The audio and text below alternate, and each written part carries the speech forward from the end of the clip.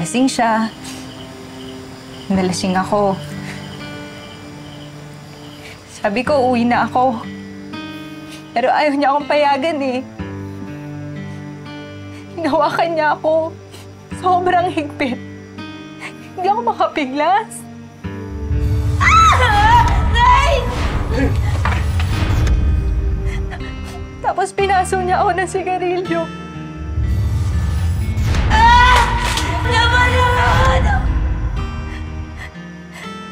Pinasok niya ako sa kwarto, Linda.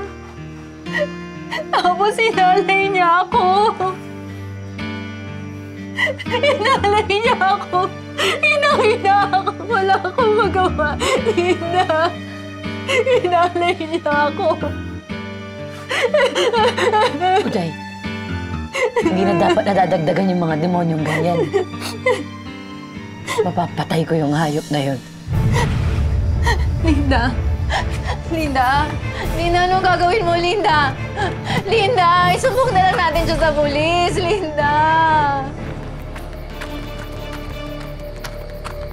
Parang nagbalik sa alaala ni Linda ang malagim na sinapit niya noon sa kamay ng kanyang ama nang gaya niya ay gahasain ng isang lalaki ang kanyang matalik na kaibigan.